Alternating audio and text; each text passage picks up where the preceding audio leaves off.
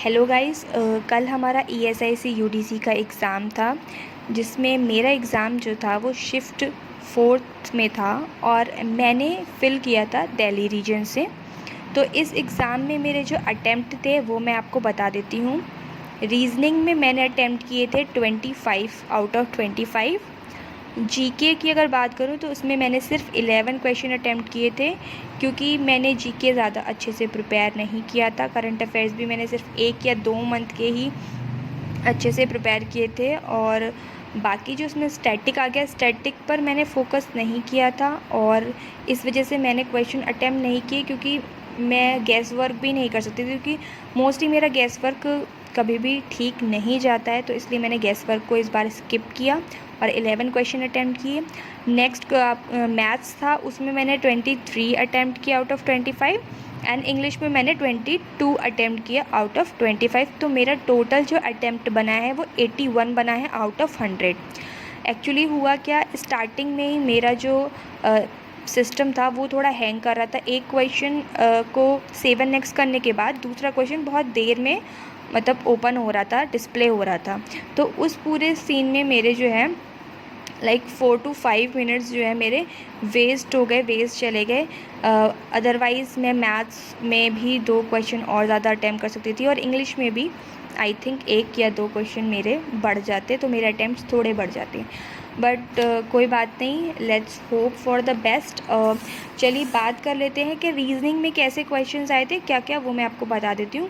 Reasoning में आई थी एक फ्लोर बेस्ड पज़ल, जो कि 5 क्वेश्चन थे जिसके, ठीक है। उसके बाद एक थी आपकी डेट और मंथ बेस्ड पज़ल थी, जिसमें आपका एक इवन डेट और एक ऑड डेट दी थी, उसके भी 5 क्वेश्चन थे। चाइनीज़ कोडिंग डिकोडिंग थी, जो कि बेसिक लेवल की थी, 6 क्वेश्चन उसके थे।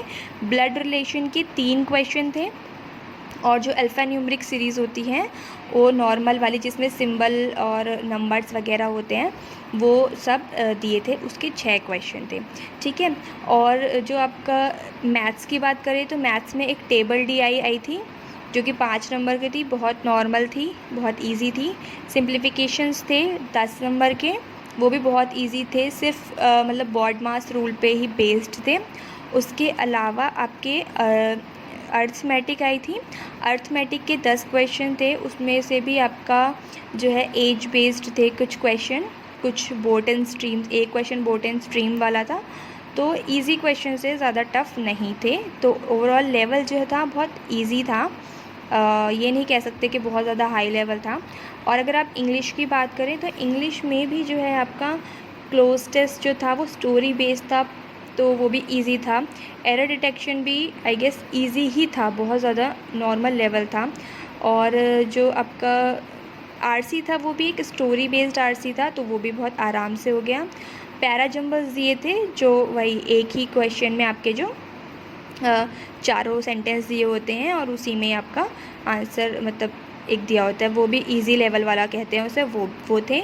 और आपका क्या था, हाँ, मिस स्पेल्ड वर्ड को मतलब फाइंड आउट करना था, ये क्वेश्चंस थे, ठीक है। बाकी अगर जीके की बात करूँ तो जीके के जितने भी क्वेश्चंस, आई गेस मुझे सारे क्वेश्चंस याद हैं, तो उन सारे क्वेश्चंस के लिए मैं एक नई वीडियो बनाऊंगी, क्योंकि ये वीडियो बहुत लंबी हो जाएगी। उसमें मैं सारे क्वेश्चंस आपको डिस्प्ले करके दिखाऊंगी कि कौन कौन से क्वेश्चंस आए थे, किस तरीके से पूछे गए थे, और मैं ये भी बताऊँगी कि कौन सा क्वेश्चन किस मंथ से पूछा गया था। इन केस अगर कोई MTS के लिए तैयारी कर रहा है तो उसके पास एक आइडिया आ जाएगा कि हमें कितने मंथ का करंट अफेयर्स तैयार करना है और हमें स्टैटिक कैसे तैयार करना है, ठीक है। तो ये था मेरा पूरा अटेम्प्ट। आपके क्या अटेम्प्ट रहे हैं आप जो है कमेंट में बताइए। बाकी रिज़ल्ट हमारा मोस्ट प्रोबेबली 10 अप्रैल तक आ जाएगा, और मेंस की डेट जो है मतलब जो बताई जा रही है वो 30 अप्रैल बताई जा रही है।